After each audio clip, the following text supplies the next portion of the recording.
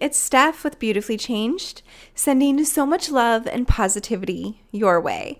Thank you so much for joining me today. I'm super excited because today I have a fantastic guest. Her name is Zoey Greco, also known as the Merhipsy. She is an intuitive empath and spiritual coach whose work connects individuals to the divine guidance and unconditional love that awaits them in every moment from universal energy. That's right, unconditional love, my friend.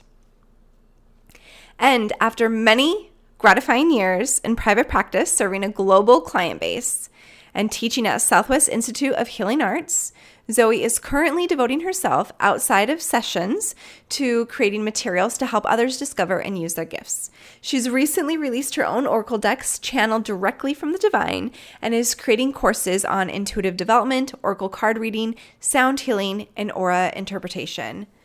And she is such a delightful, genuine person. She just radiates of love and goodness. And, you know, she's also had hard times. She's had her own struggles. So she knows what it's like to push through them and push herself to follow her goals, follow her dreams, follow the messages she's receiving. And I think you're going to really appreciate some of the things, if not all of the things, that she has to share with us today. Now, I met Zoey when I was going to Southwest Institute of Healing Arts for holistic nutrition, hypnotherapy, and life coaching. She was one of the instructors there for the business side, and it was phenomenal. I loved her personality from the very first day of class. And she's also my intuitive coach. So one thing that I think is important when you are in this self-help field, when you are serving others, is to make sure that you are also serving your own soul. And so that is something that I try to do. And I reach out to Zoey for intuitive coaching and spiritual coaching from time to time. And it's never a disappointment. I always leave those sessions, even if it's 15, 20 minutes, I leave them feeling just validated, inspired, and just ready to take action. So I really hope you enjoy our conversation and you get to know her on a more personal level. And here she is. Thank you so much for joining us today, Zoey. I'm so excited to have you here and for you to share your heart and your knowledge and just everything about you with my listeners and just people who already know you and hopefully new people who are going to begin to know you. So thank you so much for joining us. Thank you for having me. I am honestly so excited. I never really know what I'll say or like how I'll show up on things like this. So it's always fun for me too. You know, like I just enjoy this process, but mostly I always love opportunities to share whatever comes through. And sometimes when I'm speaking, spirit just talks for me, which is why I don't always know what I'm going to say. So I always enjoy just any opportunity to be a channel and deliver, but also to hang out with someone really cool like you, to have a good conversation and to see what we can deliver to the people. Oh, thank you. So that actually makes me want to change my first question. Okay. So when sometimes you feel like spirit comes through and talks for you, do you do like a little, I guess, prayer or ritual before you come on a podcast or do some public speaking or anything? And it's say, go ahead and use me or anything like that? You know, I think that I'm just so used to, I have a really good relationship with spirit. Like, I don't believe that it's supposed to be complicated. So I think that there are instances in which doing like a centering or an invocation is, sorry about my throat, necessary. But I think there's other times when, for me personally, it just happens. Like when I'm talking to my friends, sometimes they'll be like, why don't you ever do work for us? And I try not to because I know them personally. And it's too convoluted. There's just too much overlap there. But I always tell them most of the time when I'm talking to you, it's not me. You know, if I'm giving you advice or I am offering you something from, you know, my heart, it's coming from somewhere else and I can feel that. So it just happens very naturally for me. And I want other people to be able to have that sort of just natural experience because I believe in intention. I believe in like spells and invocations and meditations and visualizations. I believe in all of that. But I believe that you can have that in a more innate way than we tend to make people believe that they can. Does that sort of answer that question?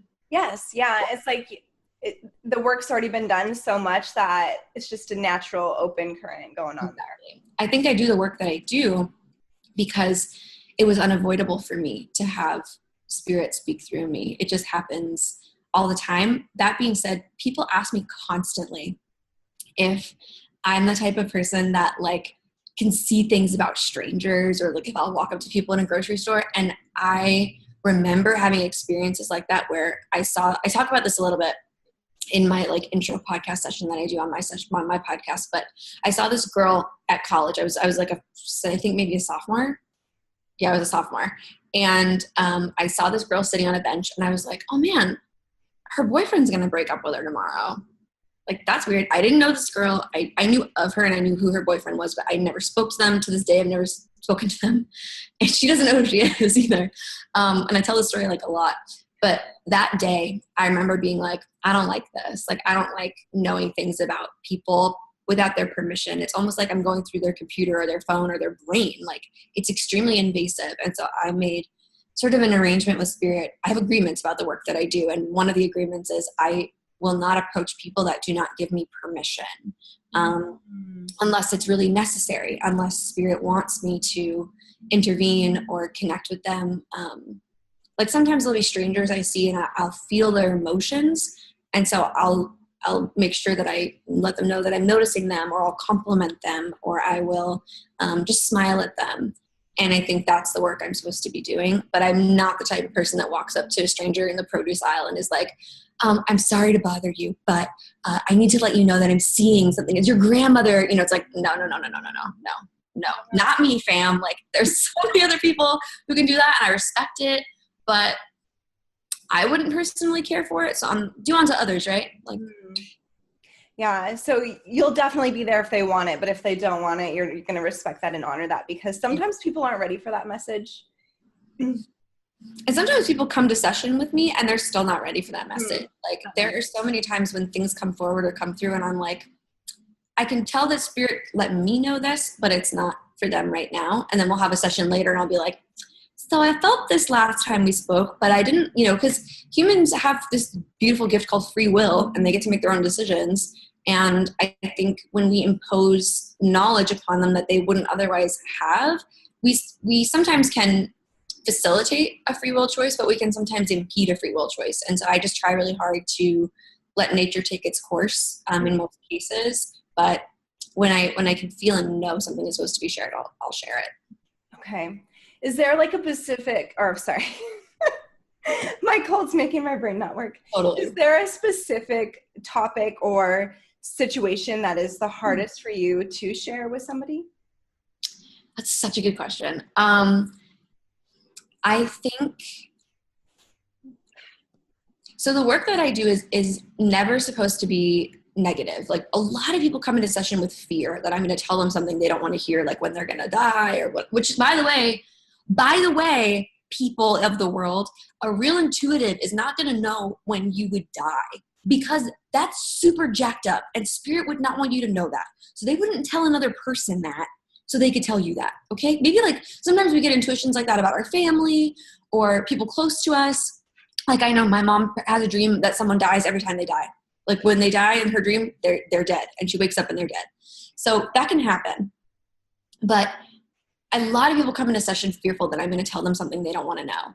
So I would say I try to keep my messages very positive, and that's another agreement that I have with spirit. Spirit only tells me things that will be positive, motivational, helpful, that will move someone from where they are to where they want to be. That's my work that I do. I don't do past life regression.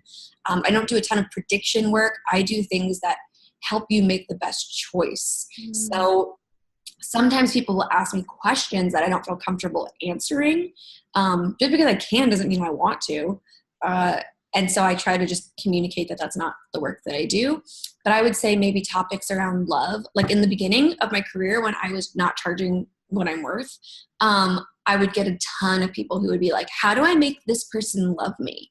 And it was like, what? Like, how do I make this person love me? That makes me uncomfortable. So I wouldn't think you could even do that. Make somebody love you, right?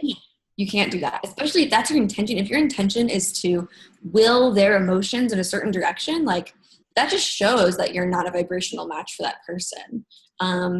So I think it's not so necessarily like the messages I have to relay that are difficult, but it's more like helping people understand things like that, you know, it's all about your vibration. And so I have a lot of people coming to me seeking love or trying to manifest love. And I try to help them understand what they need to change in order to do that, how to optimize their vibration. But when you're in a vibration of desperation, you don't want to hear what I have to say. So sometimes I have to say things I don't want to hear. But it's not but again, it's not a bad message. It's not like you'll never have love. Don't, stop looking. It's not like that. So I would say that that's probably the thing that's most difficult for me. But I do try always to honor the questions that people have. And sometimes I'll say like, that's not the question that spirit wants to answer, or that's not a question that would be most helpful for you to hear, to the answer to. And I'll try to redirect the conversation in those ways. Okay. And when you do that, do people usually respond, or they're like, I'm kind of disappointed, but okay? Sometimes people do walk away disappointed, but it's a disappointment where I say like, that person is not for you, and they have to sort of grapple with that. I know they're going to be happier on the other side of this situation. Like I know it for certain, but they don't trust. It's not that they don't trust me. They don't trust the process. They don't trust the universe. So in that way they can be disappointed, but usually what comes through is what they need. And so for the most part, people feel satiated in their soul. But I think sometimes they're coming to me for validation, or they're coming to me for approval or permission. And I don't always have the ability to provide that for them. And so that can be a little disappointing. But again, they have to trust the process, that like, it's not just a human, like telling, it's like this whole consortium of angels and light beings and this, the universe that's trying to direct them. And if we could just trust that more, our lives would flow so much more easily. But I do try to help people learn how to trust the flow. Yeah, that's a really good thing to learn. And then also just when they hear like this person isn't for you, then they have a grieving process that they need to go through and wrap their mind around it and let go of the dreams that they probably had. And, Yes. Some people get so caught up in the idea of the love and what they could have with it, instead of realizing that they're not actually having out with that person, and they're not going to have it with that person. They're attached to the potential. There you go. And it's an attachment. I use the word attachment because attachment is not love, which I know that you know. So they're attached, first of all, for problem number one, to a potential, problem number two, not to a reality that is in front of them.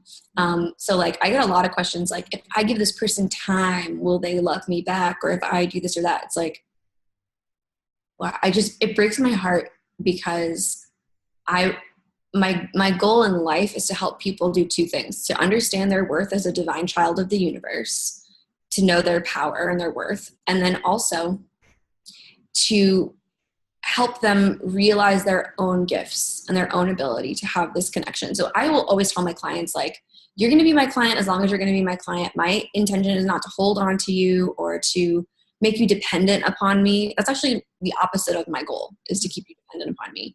My goal is to empower you as an individual with your own original relationship to the universe. And so a lot of my work is validation. A lot of what people hear from me is what they already know to be true.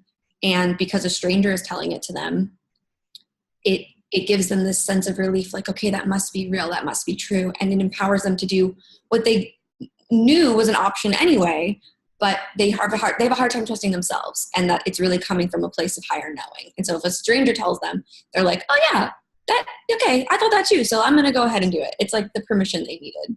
Yeah. And validation is so huge, but I think that there's a difference between a stranger, just any stranger, and then you. Yeah. Yes. Because even other people who are intuitive coaches or whatever, I feel like maybe, I guess I don't know the right terminology for it, but it feels like there's a different skill level with some people, or a different genuineness. Yeah, depth there. And I think that when working with you, that you just receive that depth, that you're not just BSing your way through something. Do you know what I mean? That's actually why I don't identify as a psychic. I don't think that psychic is a bad word at all. And my mentor identifies as a psychic medium. A lot of people that I admire identify as a psychic medium. But I find that as a mainstream practitioner who hasn't achieved like a status, right? People who are just searching me out and looking for my services. I talk about this a lot, actually. There's two types of people. People who want to improve their own lives and people who want their lives improved for them. People who want to improve their own lives look for a intuitive life coach or a spiritual life coach or a spiritual advisor. And that's how I identify. People who want their lives improved for them look for a psychic, look for a fortune teller or like a future reader, because they want to sort of just know that things are going to be okay. They just want to, like, they want that sort of certainty. But with spiritual life coaching, what you don't get certainty, you get opportunity and potential. You get information to better seize opportunities. So I don't use the term psychic because I believe that there are a lot of people who are practicing who misuse that term or capitalize upon that term. I can't even tell you how many people come to me and say, like, someone told me I have really bad energy and that I needed a $3,000 like chakra clearing. And I'm like, that is so upset. It actually, even talking about it right now, I feel nauseous because, first of all, to tell a person that they have bad energy is such an unkind thing to do. Because first of all, most people don't even understand energy. So they don't even know what you're saying to them. They think, and so many people say, like, do I have an attachment to something? It's like, whoa, that's like, this just, it breaks my heart. But also to take advantage of people financially that way it really disgusts me. So like I said, there are psychics who identify as psychics that I admire, and there are people who capitalize upon that term and take advantage of that term that make it really hard for me to do what I do and be authentic, because A, they make people misunderstand what the work is, and B, they give it a bad name. So that was like a little rant that I don't talk about too often because, like I said, there's people I'm close to who identify as psychics. And so I don't always feel comfortable having that conversation with them, but I know that they know what I mean. But it's that initial sort of like, I don't use that word, that they're kind of like, well, why? I'm a psychic and I'm a trustworthy person. Like, damn straight you are. But like Miss Cleo's down the street is not. So no, I totally understand. That's how I even feel about the term life coach, because I feel like everybody is a life coach. Anybody can say they're a life coach. And even though I have all this education and experience, I use the same title that somebody else who read one self-help book and is like, I got this. I'm a self-help coach now, and I'm a life coach. And they go out there. Or I knew somebody once who just sold water purifiers and said they were a life coach. And I was like, ah. And so now it's got like a weird vibe around the term life coach. So I'm always thinking, what else should I call myself? Because, you know, to experience that with hypnotherapy too, because I know that you have a background in hypnotherapy. And I was watching a YouTube video the other day where these 4 famous YouTubers are being hypnotized for the first time, a word I freaking hate. And they were like, this guy was making them like drink a empty cup and think they were, you know, they're just doing all these things, like messing with their brains. And I do believe that you can do that to an extent, but for someone to think that that was hypnotherapy, like, like parlor tricky stuff, really, I struggle with that. The other thing I struggle with is, as our modalities become more mainstream, which is what we want that. We want people to have access to this. You get people like you're talking about who are not necessarily qualified. And if it's your dream, like, totally, I want everyone to chase their dream, but go out and get the education and the information. Go perfect your art. But don't, especially like with essential oils, when that became a huge thing, like there are people who would be like, I diffused my peppermint oil all day in my office with no doors open or windows. And it's like, what? Are you serious? You're going to poison, you're literally going to hurt yourself. Like, it's just a lack of awareness or knowledge that makes it a little cringy. Yeah. Yeah. So it's definitely, I totally get that with not wanting to go with a term psychic versus intuitive coach and intuitive empath. Yes. And plus, I think with the work you're doing, it makes so much sense because you are just helping people seek the opportunities that will help them reach their full potential in life. Exactly. And I can see things. I can definitely see like the thing that so when things are delivered to me, I see what is their highest potential. I see where spirit is trying to take them. So if someone says like, is this going to be a good decision for me? Or is this going to be a good opportunity for me? I can say yes, because I can see that spirit wants them to take advantage of it, or that it will lead them. It's like one of their stepping stones to where they're trying to go. But it's up to that person to choose to get that far, to go where they, all the way there. And so I try to help them make those choices. But sometimes, I have people who come back to me, they're like, I did what you said and my life is amazing. And other people who are like, nothing happened. And I'm like, well, did you do this or this? Well, no. It's like, well, then maybe, try it. Just do that, put it into action, and the universe will respond. So that's really important to know. If someone comes to you, you're going to help validate, give them some direction, help answer some of their questions. However, it's still very, very important for them to take action on their part, because what's that quote? Like, you got to row your boat to the ship or something like that, right? Like, I actually had a client say this to me one time, and I was like, you little Yoda, you beautiful queen. She said the universe responds to action. I don't know where she heard that, but the way that she phrased it, just like, whoop, like went down to my soul. And I was like, yes. Because it's when we talk about our relationship with the universe, it's co-creative and it's collaborative. So the universe provides opportunity, and then you respond with action, and the universe responds with opportunity, and you respond with action. But sometimes the opportunity is something that we need to act upon with great effort. Sometimes an opportunity is something that befalls us.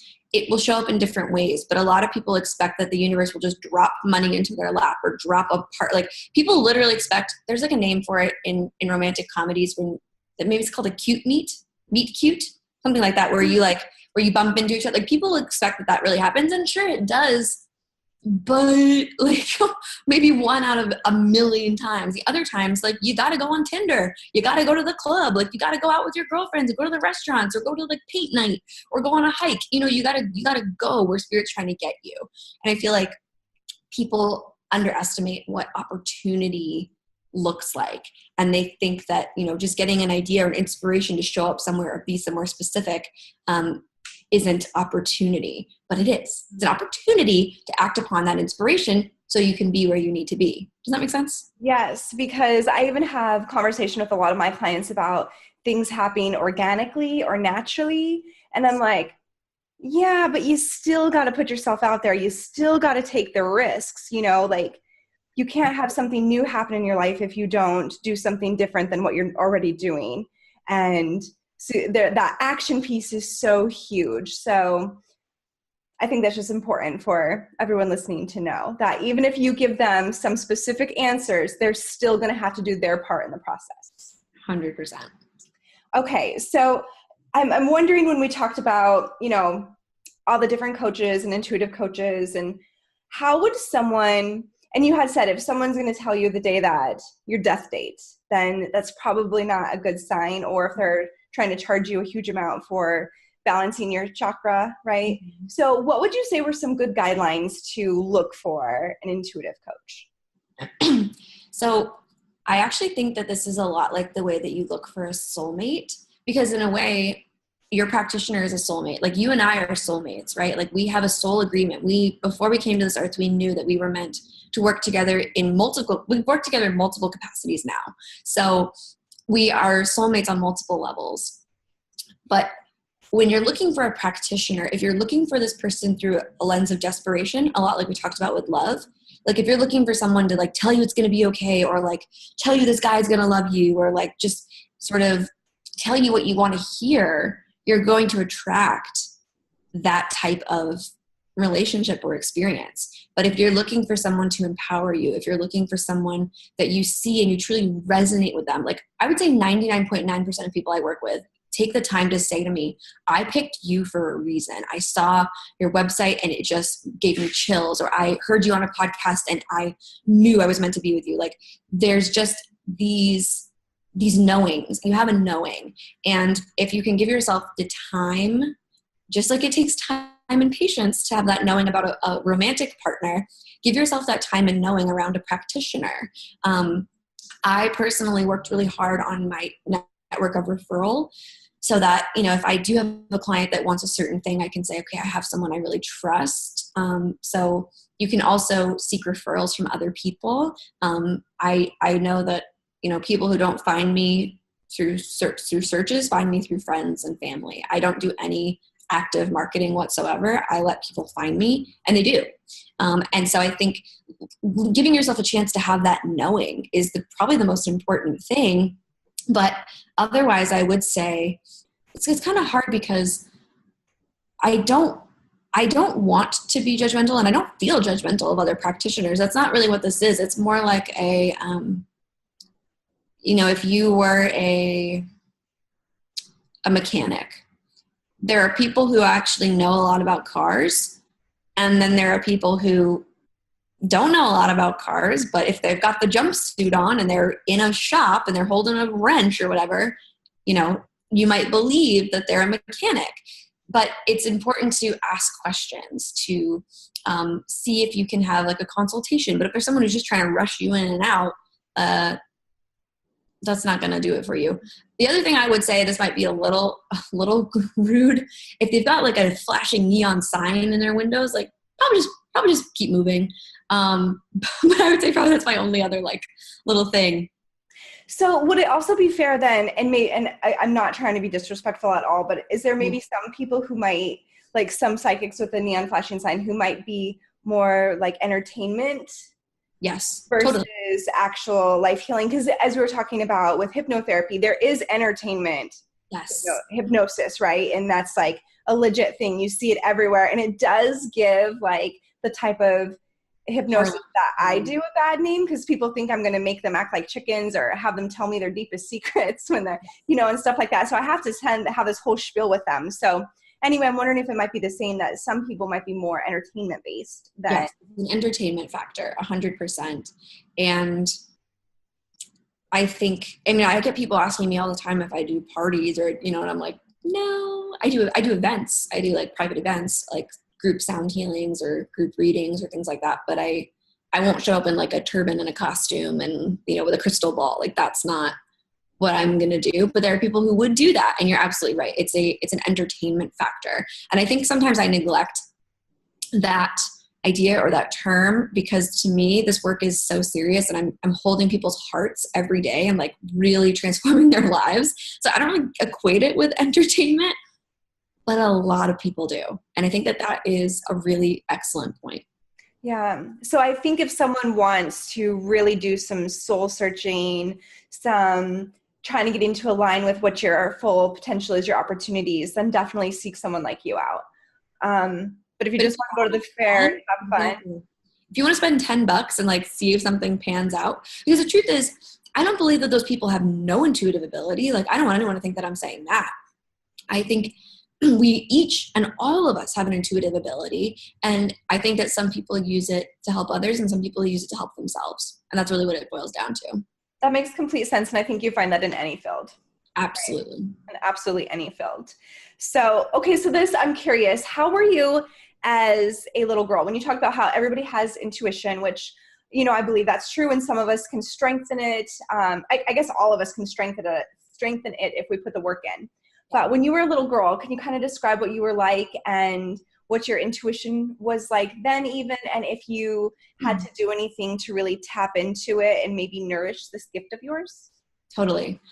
So if you were to ask my parents, they both identified it differently, but I was just born this way. I had a lot of quote unquote imaginary friends. From a very early age, I would talk about past lives that I had lived. And there was this one in particular where I was married to this, what I said was a cool guy who left me with all of our kids to go get tattoos and drink with his friends. And I was like 2, maybe. And my parents were like, what the junk? Like, this kid doesn't even watch TV. Where is this coming from?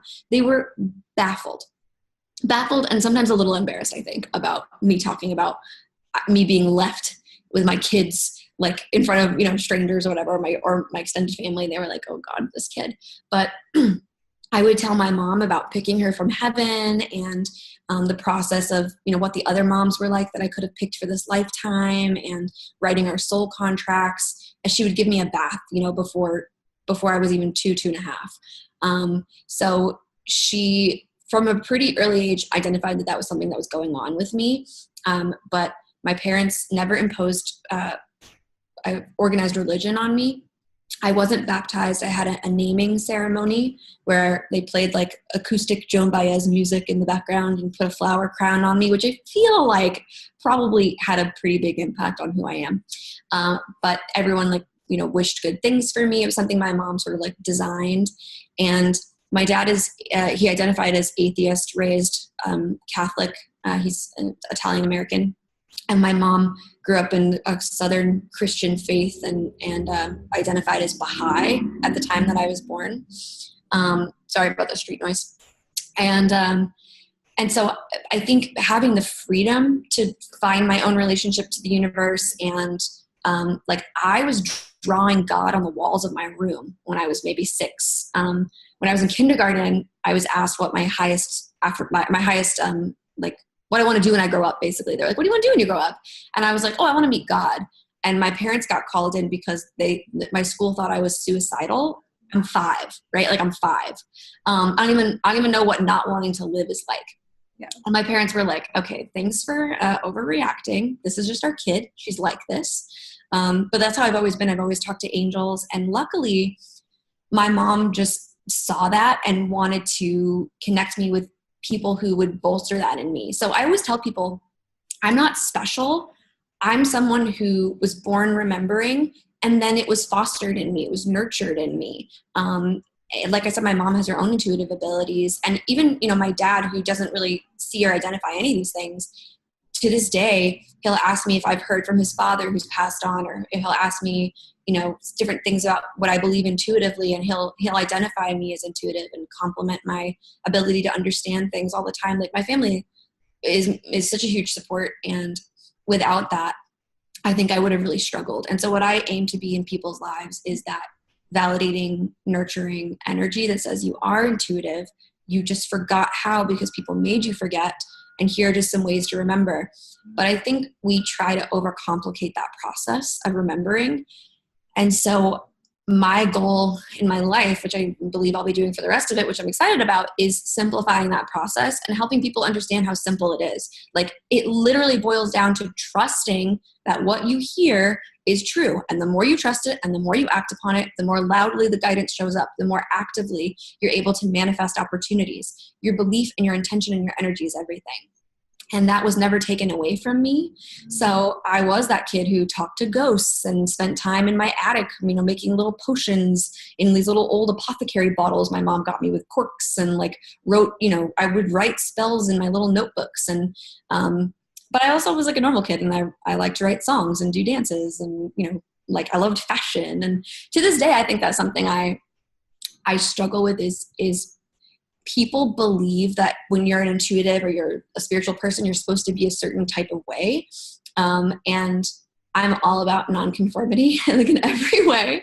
So I think I've struggled in my career to find comfort until probably recently being myself and not believing that people needed me to show up in a certain way or talk a certain way or look a certain way. So no one can see me on this podcast, obviously, but I wear like almost exclusively vintage Harley Davidson apparel. I have kind of like a biker aesthetic. I don't know how to describe that. I mean, I play with it all the time, but I love fashion. I love fashion. I love sustainability. I love escape rooms. I love game nights. I love dogs. I love my husband. Like I'm a normal, I eat cereal. I don't just eat healthy food. Like I love Lucky Charms. Don't like at me, bro. I don't care. I love Lucky Charms, and I'm a normal person. And I don't like that there is sort of this box that people have tried to push me in since I was younger of like, oh, if you like these things, you're this type of person. And I think it did. And people also assume I don't have an education. I went to private boarding school. I went to a really great college. I dual majored. I studied post-grad. Like I'm an educated person. Like I'm a normal human who fell into a career that, you know, is something that I believe spirit always wanted me to do. And all I had to do was follow the guidance to find my way there. But just like everyone else, it was a struggle. I resisted against it. So from the time I was little, my family supported me. And I think that has shaped who I've become. So I know you asked me about just when I was little, but I went on a little tangent there. No, that's fantastic. I love it, because I wouldn't even have realized that people would expect you to look a certain way or act a certain way or be a certain way, based on your career, and this gift that you have. So that's interesting. I curse like a sailor, and people just can't believe that spirituality and cussing is like one, so there's certain clients I know I can do that with, and certain clients I know I can't. And so I just like if I'm in a conversation, my husband's LDS, like I don't curse with his family, but I curse with mine, because I know my mom doesn't love it, but whatever. Why do you think where does that come from, that spirituality and cussing, or that, I don't even know, what do they expect you to dress like all? Everyone expects that I look like I would wear like velvet bell bottoms, and sometimes I do. Sometimes I like to dress that way, but people expect me to look like I don't like using this word, but like a gypsy. Like people expect me to look like a gypsy, or like a fortune teller you'd see at like a festival or something.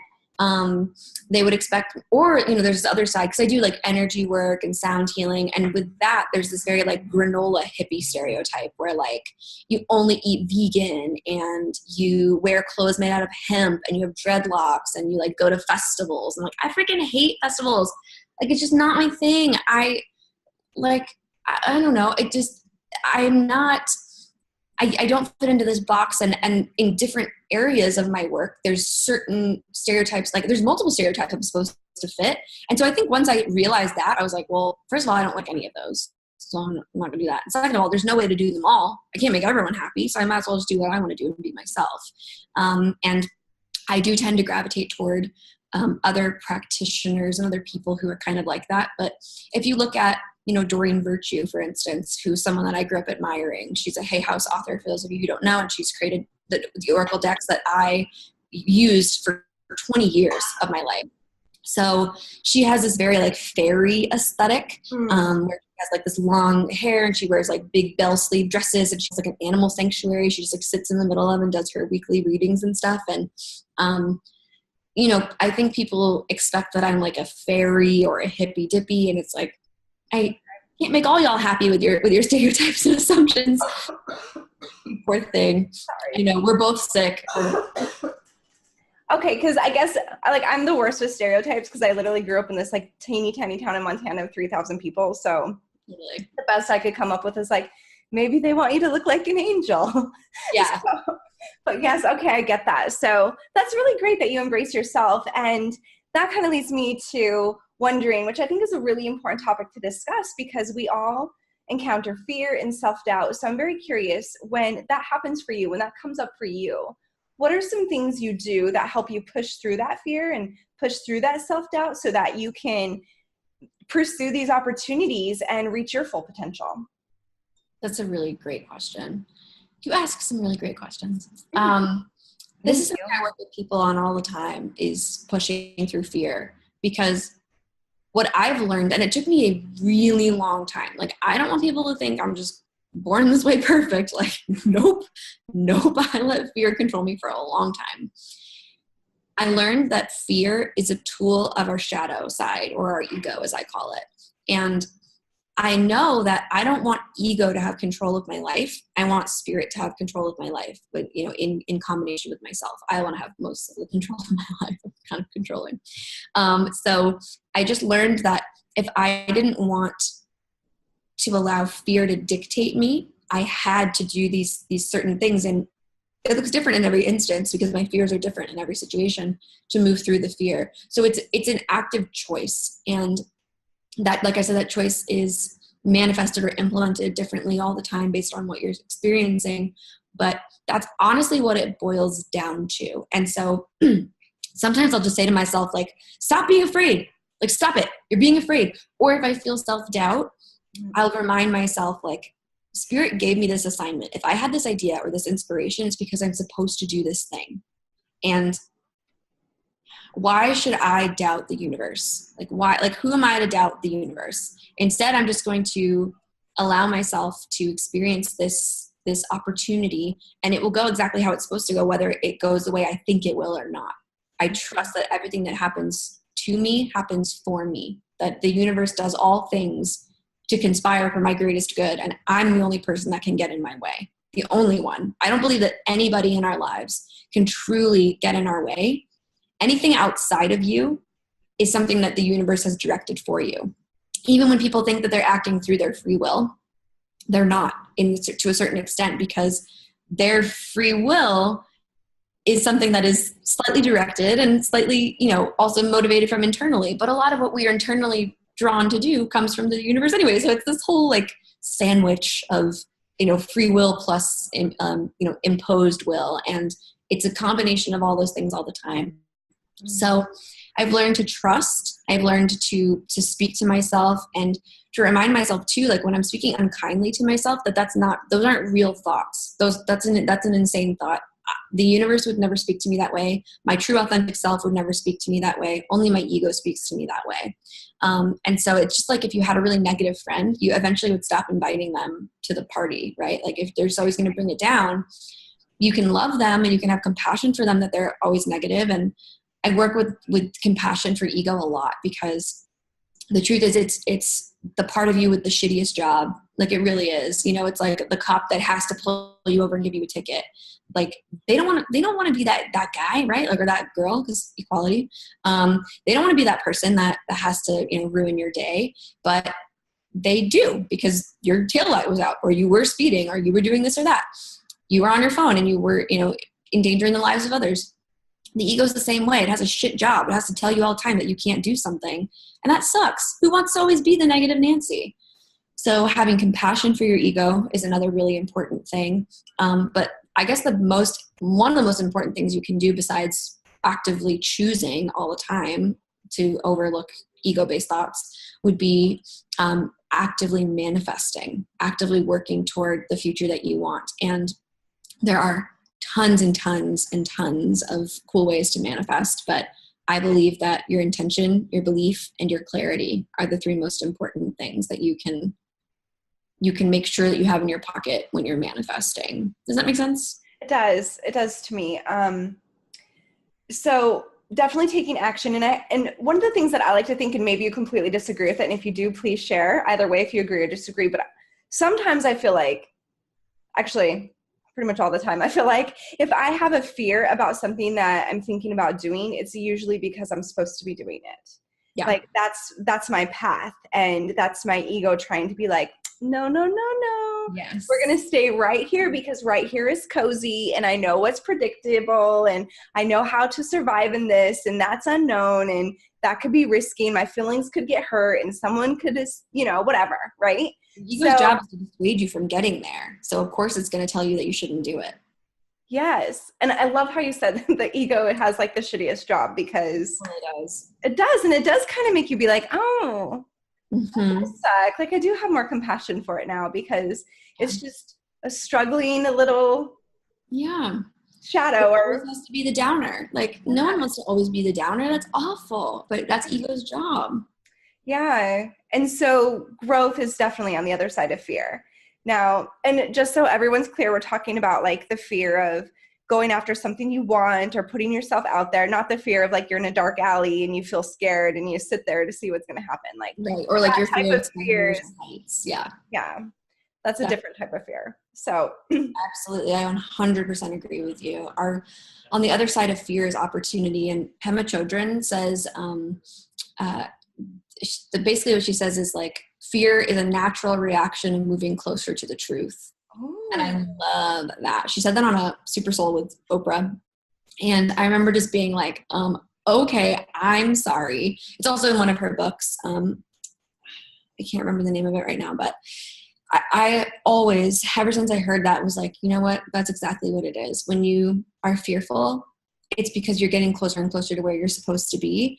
And not only does the ego make you afraid, but also humans we fear our own potential. And I think I'm still exploring why that's true. I think it's just a natural thing that we all feel, because a lot of people will be like, well, why would I not want what's best for me? Why would I not why would I not want what's meant for me? And it's not that you don't want those things. It's you're afraid of what comes with it. It's unknown. It's uncertainty. You don't know what's on the other side of making a lot of money or having a better job or having a loving relationship. Like, you don't know what's on the other side of that experience. And that can be really terrifying. So I think that's the thing that I've come to most clearly that Spirit has delivered to me is like the main reason that we resist. But also it's because a lot of us don't know that it's our ego talking to us and not our rational mind. A lot of us think, I'm being smart, not taking that big risk. That's smart. Like, I'm wise. And it's like, well, you're thinking, and that's important. You're doing some introspective work, and that's a wise thing to do. But anytime we give into fear, we're giving into living small and living a life that's not enough for us. Those are really good things to say and think, and hopefully that resonates with some of you listeners out there, because I think that's some valid stuff to take away and to think about. I also wonder if you agree with this, that part of kind of having more compassion for our ego and moving through our fear and our doubt becomes easier with the more we love and appreciate ourselves. And do you agree with that or no? 100%. Okay.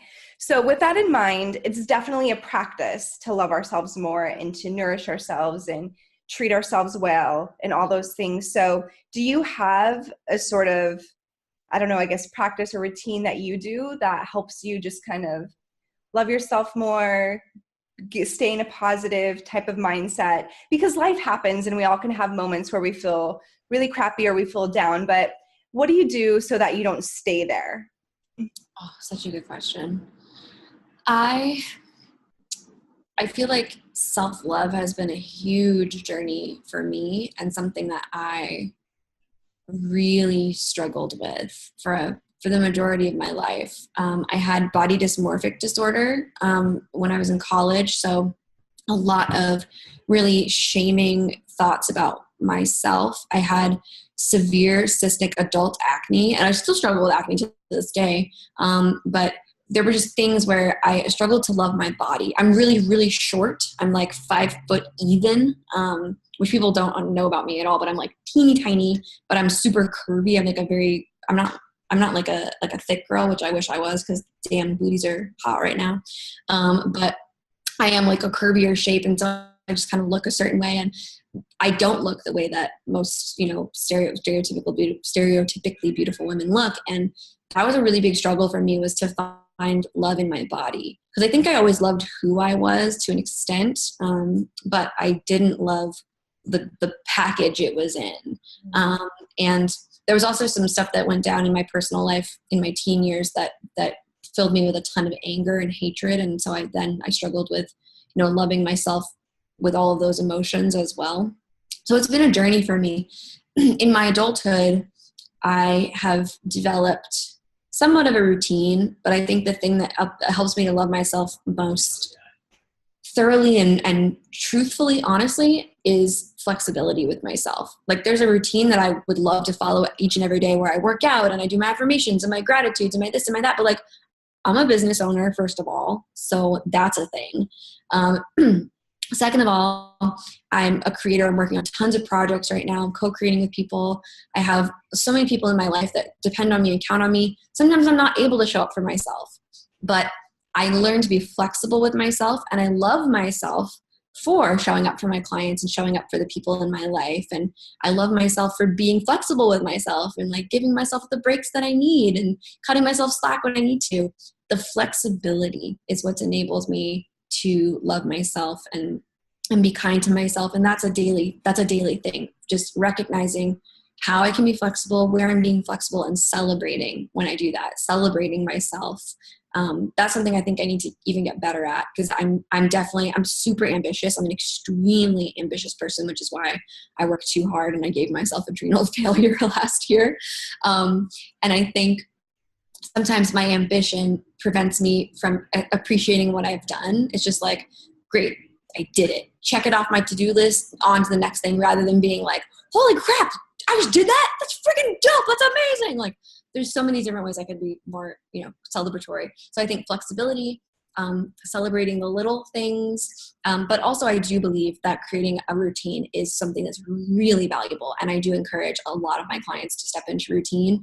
And I also think that a part of your routine should be being flexible with yourself, not as like an excuse or like a way to kind of get out of things, but rather to really recognize when it's possible and when it's not possible, and to love yourself regardless of whether you wake up every day and go on that, that run, or whether you wake up one day and you realize my body wants sleep today. It doesn't want exercise, it wants sleep. And I need to listen to it. So I love that. It's more about listening to what your body and what it's telling you intuitively that day versus being so drill sergeant with yourself that you push away how you're actually feeling, because that will definitely cause other problems in your life. Exactly. True awareness of where you're at. Yeah. So this is so interesting. I had a question written down that I've never asked anybody. And when you talk about wanting to celebrate and all that stuff, I'm like, it's so funny how the universe works. Because I literally wrote down the question, what have you accomplished this week?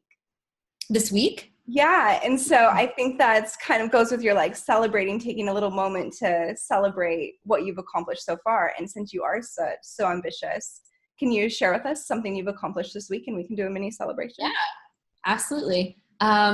So right now I'm working on my own podcast. It's going to launch at the end of December this month, 2018, on the 31st. And so I got all of my like intros, outros. I secured a sponsor and got their ads, set up. So that was like a big, exciting thing. And then I'm releasing some Oracle card decks. They're actually released, they're out.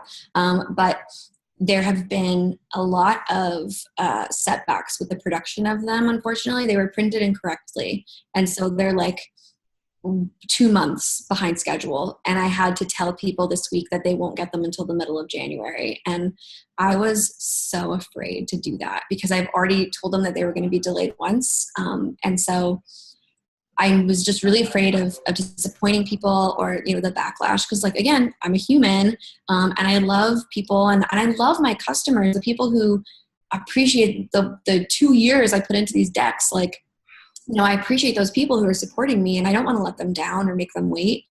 And so I sent out that email and I was really transparent, really vulnerable. And I haven't received one negative response. People are just like, we get it, no problem. Like, I think they can feel my authenticity in my messages where I'm like, I'm so sorry. Like, I want you to have them. But the good news is they are printed and finished and done. And another thing that I accomplished that was really exciting for me was a financial goal, because I don't really care about money too much, but I care about what it facilitates. Like my husband and I were able to use our income to contribute to the construction of a school in Kenya, and we went and visited this year. And so we want affluence to be able to do things like that, and also to enjoy our lives together. Like we want to have adventures and do amazing things, and but mostly to be generous. And so I had a financial goal to have a certain amount of money saved after I had paid for all the printing for 1,000 decks, and I did that. And I wasn't sure if I'd be able to, especially with all the delays and stuff. It threw me off my schedule, and the universe felt my fear. They felt my worry, and they showed up and they just flooded me with financial opportunities recently, like in so many ways, like random money was coming to me. And I just said my gratitudes and was really excited about that. So I accomplished things on multiple levels, personally with the email, professionally with the financial, reaching that goal. And I'm a little frugal anyway. I like to just save because I believe that, I'll be able to use it for something good one day. So those are some things that I was really proud of that I accomplished. Also this week, I did accomplish the majority of my Christmas shopping. So Wow. That made me feel really, really good about myself, because as a business owner and as someone who's I'm working 24/7, like it never stops. My husband also owns his own companies. He has 2 software companies and an ads management company. We're always constantly working. And we don't tend to do those things super often in good time or with too much thought because we're so stressed and busy, but we did it this year. And that made me really happy. That's amazing. That's a lot to accomplish in a week.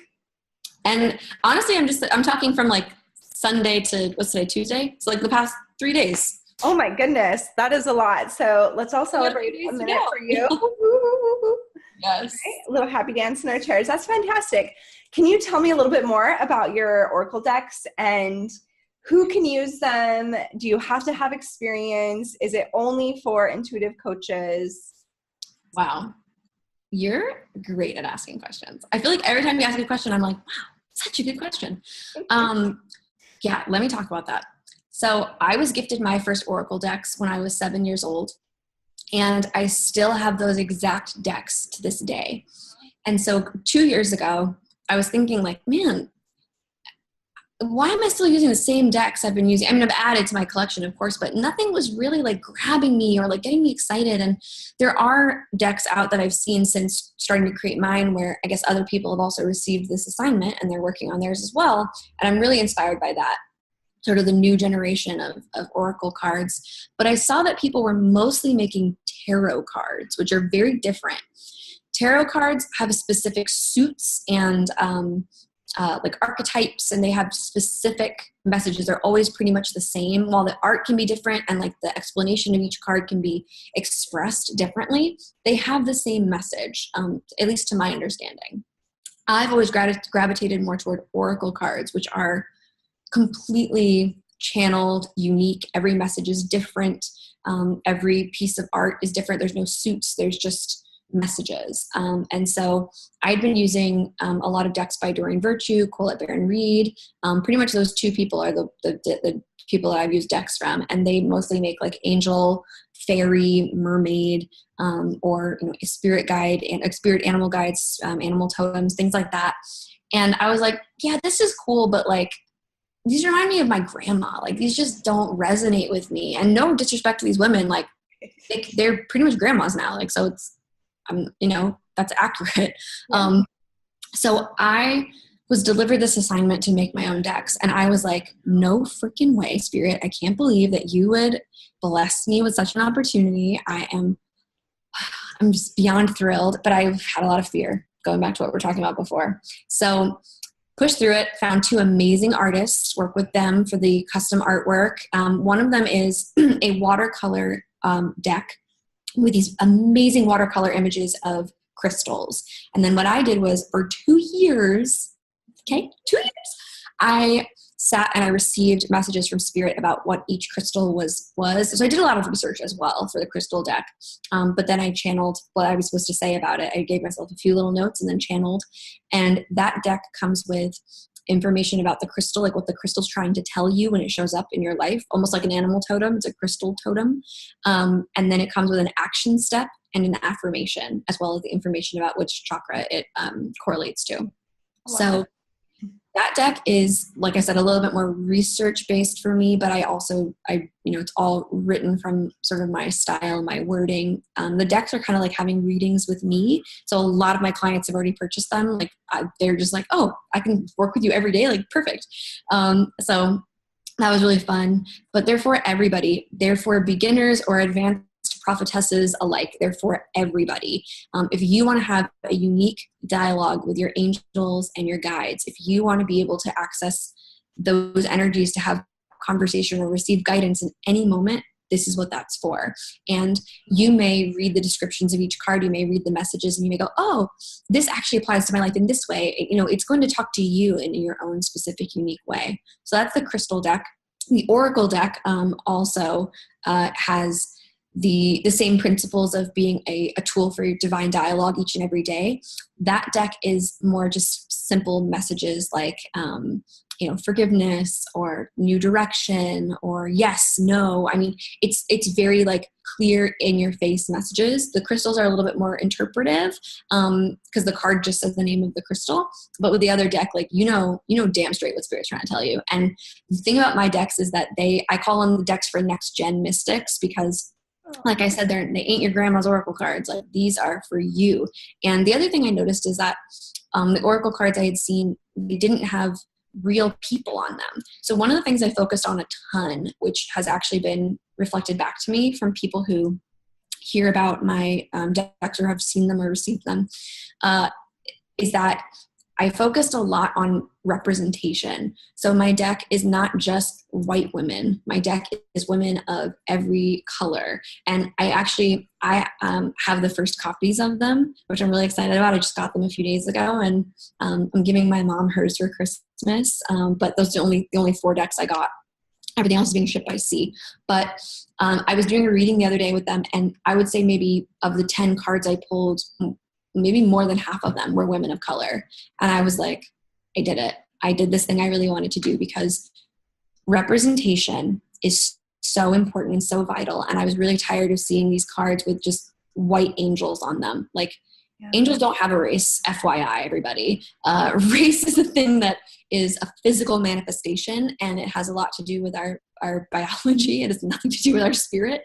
And so I wanted to create cards that had real women with real bodies, real melanin, real skin tones, so that everyone that used my decks felt represented and they felt that they could identify with it, because we're angels. Yeah. We're earth angels. And so rather than having these hand-drawn, grand, winged beings, like, these are the real images of women that were digitally collaged. And so that something I was really specific about. And I think looking at them, I think next time when I make my next deck, which I'm already preparing, it's going to be a love deck, and I'm also working on a life purpose deck.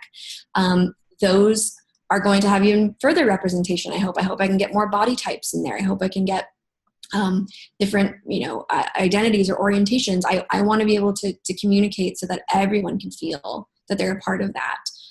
So it was almost more, aside from what I hope it will do for people to develop their relationships to their intuition and their relationships to the universe, because that's a given in oracle cards. Oh, sorry about that street noise. That's a given when you're using oracle cards. I wanted it to be something that people felt a true attachment to, because I carried my decks around my whole life like they were my best friends, kept them in my back pocket, took them with me to boarding school, took them with me to college, they've been with me everywhere, always by my side. They're my best friends. And I wanted people to feel connected to these cards so they could have that same type of relationship to their decks. So those were released for pre-sale on September 7th. That was a huge day for me. And in mid-January, they're going to be reaching consumers. So excited. For people who want to look into those, you can shop those at shopmysticrebel.com, or you can go to my website, merhipsy.com, and click on shop, and they'll be there as well. And by the time that people hear this, they may still be on that pre-sale price at 20% off. So we'll see. I don't know when people will get to hear this, but maybe they will be, maybe they won't. Yeah, that's amazing. That sounds incredible that you put so much thought and heart into that. That's amazing. Thank you for doing that. Thank you for thanking me. It's amazing, though, to be so thoughtful about that and so inclusive so that everyone feels connected and that they matter. That's really amazing. Thank you. Really amazing. So you mentioned that you had a podcast coming out, and it's going to come out December 31st. Mm-hmm. Can you share about what that podcast is going to be about and the name of it and where people can be able to find that? Yes. So just like my cards are called the Mystic Rebel Oracle decks, the podcast is called the Mystic Rebel Podcast. And Mystic Rebel is just sort of like an identity that I take on. I'm also known as the Merhipsy, which is Mermaid Hippie Gypsy, but I don't use that as much because people struggle with the term gypsy as a racial slur, as a connotation to it. So I've backed away from that a little bit, but I'll always identify as a Merhipsy. But Mystic Rebel is sort of who the Merhipsy is becoming and, how she identifies right now. And it's about sort of being a mystic in today's world, but also a lot like me, focusing on nonconformity, just being yourself. So in the podcast, I'm actually sharing real client sessions. So people do have to apply to be on the podcast, so I can sort of qualify whether or not their topic that they want to discuss would be something that would apply to the masses, because that really matters to me. I want it to be applicable to everybody, because my belief that Spirit has shared with me about it. And again, this was a Spirit-directed assignment. Spirit said, time to make a podcast, and this is what it's going to be. And I was like, what? Okay. I'd never even thought about it before. ever. It's real client sessions, and it's about each person that listens to that podcast is supposed to hear that podcast. Like, I firmly believe every person that tunes in will gain at least something from those sessions. Sometimes people have, 10 aha moments. Sometimes they have one. And either way, they're walking away with clarity. And it's just been such an awesome, fun thing to do, because a lot of times when I was in session with people, I'd be like, damn, that was a really good point. Or like, Spirit would just tell me to say stuff, and I'm like, that was dope. That was cool. But I didn't have a way to share it with people. And so now I'm like, now I have a platform to be able to do that. The messages are for all of us. And so sometimes there'll be real client sessions. That's going to be the majority of the podcast. And other times it will be interviewing different practitioners. Like, I recently interviewed a tantric healer, so like a tantric sex healer. And he also was willing to do a recorded session with somebody so people could see what that modality was like. Because aside from the messages that will come through, I also want this to be an opportunity for people to better understand these modalities, whether it's mine or someone else's, like we were talking about before, to give people a real understanding of what spiritual coaching actually looks like. So people who may have been hesitant to book with me or someone else because they didn't know what to expect, now they will. Now they'll know exactly what it's like. So that's really, really exciting. And I'm also going to do some little like mini-sodes about what are spirit guides, what happens when you die, things like that, just things that angels have told me. So the podcast was originally going to be called What Angels Tell Me. But that just like did not sit with me. So even though it's technically accurate and factual, I was like, nah, it sounds like something like that doesn't resonate with me and who I am. So there was another name my mom had suggested that I loved. She said Spirit Speak, but actually that is the name of someone else's awesome Oracle deck series. And there's other podcasts called Spirit Speak. So that didn't work out, but Mystic Rebel podcast just hit the spot, reaches right into the heart. So I'm really, really, really excited to begin sharing that with people. And I have a strong feeling about it. And I'm excited to see where it goes and how it flows. And everything so far has been magic, because when I responded to the opportunity, Spirit provided me more opportunities. So right now I have a wait list of like 40 people who want to be on the podcast, and it hasn't even launched yet. So that's amazing. Yeah, it's really, really exciting. And unfortunately, not all of those people, I think, have material that I can use if they want to work that I feel like will apply to everybody. And that's something I really do want people to know, is like, I don't just record anything and just think like, well, I'm getting something checked off my to-do list. Like, I really only pick situations or participants who I think have something that will reach multiple people. Yeah. Or, touch the masses. And I wish I could say that was just me making that decision. But Spirit definitely says this person. And there have been times when I was like, this topic, like I'm intimidated. And Spirit was like, got to do it. We picked this person. We got to do it. I'm like, okay. So it's definitely a collaborative experience. And I'm really excited for people to start hearing what sessions are like. That's fantastic. And did you say where we'll be able to hear it? That is TBD, but I think I'm working on getting it in Apple Podcasts and then Spotify at least, and then from there we'll see. But for now, Apple Podcasts and Spotify are the two places I'm working on getting it out. But I only have a few more days to make that happen, so here's hoping. It'll happen, right? Because it's all happening. So that's fantastic. What a problem to have 40 people in the wait list and all that. Yeah. To completely. It's such an honor. Yeah, that's amazing. I love that you're doing that. It's going to help so many people. It's awesome. Okay. If you had to share one thing that you wish everybody knew, what would it be? That they matter. That they matter, that they are not an accident, that their simple existence is a gift to the world, and they are a part of a ripple system where just existing, just standing in a place, just being, ripples energy out that affects the whole world, that they're a part of something big, and that they are an equal piece of importance in that puzzle, in that web. There are a lot of people that are hurting in the world, and I want them to know that they are loved, that things are going to be okay. Things are going to get better. That the universe loves them, that I love them, you love them. Mm-hmm. There are people who care about them that they don't even know. Yeah. I just wish that they knew that. I love that. And you know, that's one of the reasons why I started this podcast, was to remind people several times a week that they are enough, that they are loved, that they do matter, you know, because I think, like you said, there's so many, pretty much everybody has some pain that's floating around in them somewhere. And we forget that we're lovable right now in this moment. And so I love that you also believe that so deeply, because I don't know, I think it's a beautiful thing. That's actually how I close all of my podcast sessions. I share that message, and I believe that that's the message that Spirit put me on the earth to tell people is, you know, of course, that they're intuitive and that they can share their intuition, but that they matter.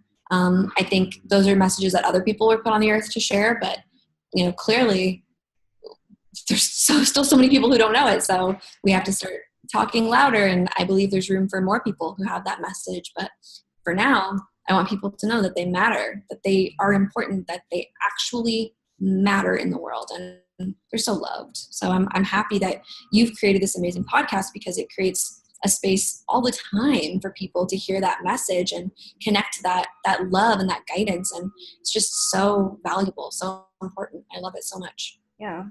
And I know some people think, oh, that's so cheesy or corny, but it's needed. We need to hear it, because we meet people every single day and we talk to people and we hear the stories all the time where it's like, no, you matter. Like, let's focus on that, because I think when you go day to day and you don't necessarily do the work we do, sometimes you forget that that is a real battle that so many people face.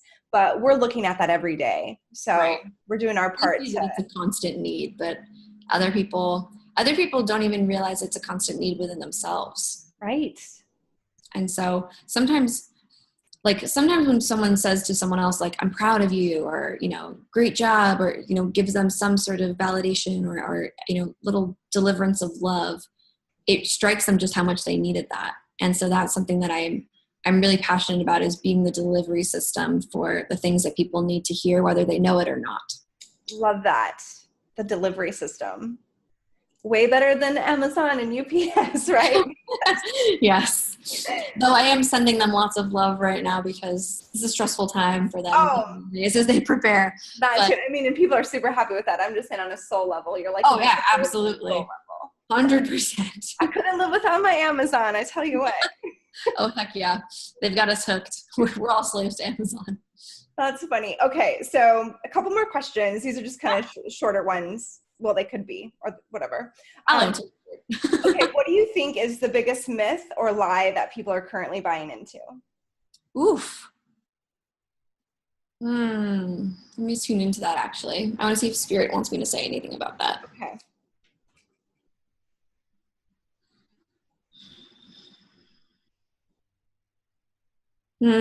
Okay. It was a very nuanced message that we shared, but basically what I heard was that we need for things, and that we don't need for ourselves, and that we don't need for each other. I think there's this, especially around the holidays, I'm super aware of this, hyper aware of it. There's a consumerism that even I fall into to an extent, but we don't need stuff. We need time together. We need connection. We need vulnerability. We need honesty. And I think right now that's one of the biggest things that I'm sensing and picking up on in the collective. But I think the other, not to get political or anything, but I think the biggest lie that we're being fed right now is that we are separate from one another. It's been proven that people either on the left or the right, that they believe what they believe because they want what's good for everybody. And whether or not we see that as the same, it doesn't matter, because in the core of it all, what we want is the good of all people. And that I try to let matter to me more than other things. That being said, when I see people espousing hate or harming others, I do what I can to impact that and move that in the opposite direction. But I try to remember that everyone is doing what they do because they think it's right. we're not separate from one another. We're the same. And it's the ways that we identify that divide us. That's really good. That gave me goosebumps. Like all down my neck. Yeah, that we're not separate. That's really powerful. Okay. Have you recently listened to a book or a movie or a podcast that really spoke to you that you just wanted to give a shout out to, or just share as a resource that might be really beneficial? Ooh, good question. Or just that you really enjoyed, that you were like, ooh, this is really fun. I loved it. Yeah. Let me think about that for a moment. I mean, I'm actually genuinely a huge fan of yours. I think that this podcast is really important and really special. And I believe that you are a light worker on the earth. So people who are tuning into this, I am grateful for them, for the fact that they're carrying the ripple that you've begun out into the world. I think that's really special. I also, I think this might surprise people, but The Happiness Advantage by Sean Achor. It is a book about, he's a, oh man, there's a term for this.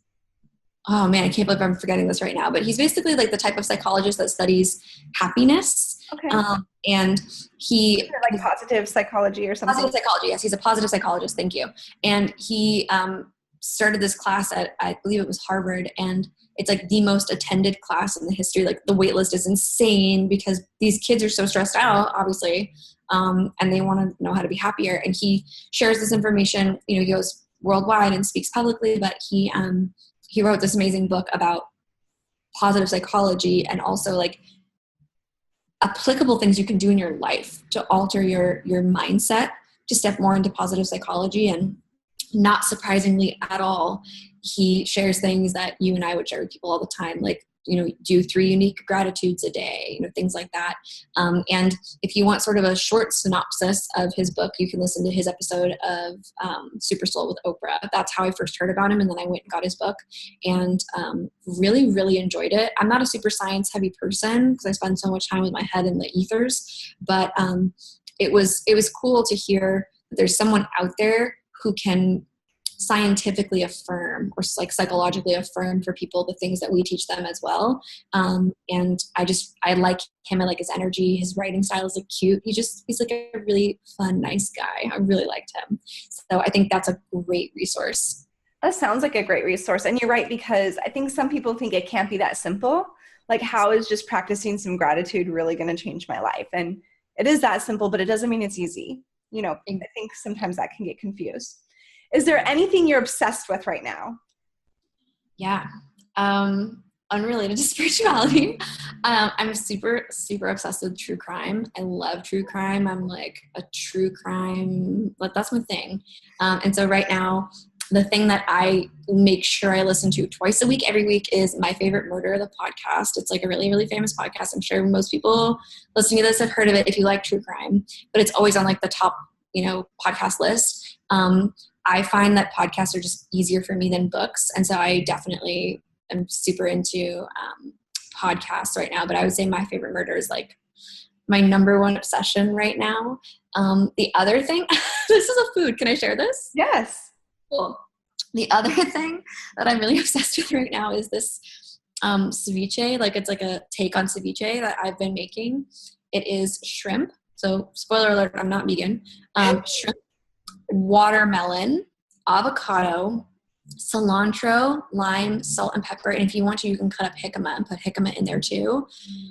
Dude, it's amazing. And it's so good for you. It just has all these like amazing natural fats and oils and all the things that you just kind of need.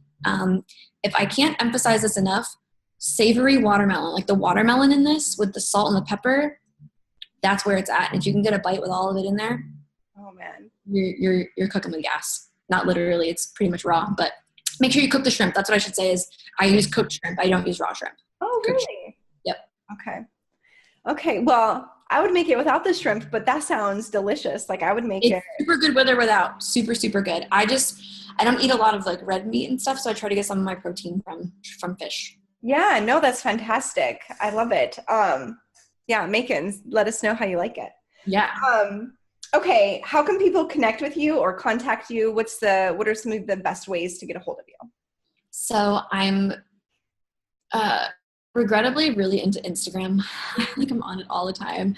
So you can connect with me on Instagram at _Merhipsy, M as in Mary, ERHIPSY. Again, it's a portmanteau for mermaid hippie gypsy. So on Instagram at _Merhipsy, at merhipsy.com. And soon on the podcast, you can always, if you're interested in being on the podcast, you can always send in an email as well to podcast@merhipsyhealing.com.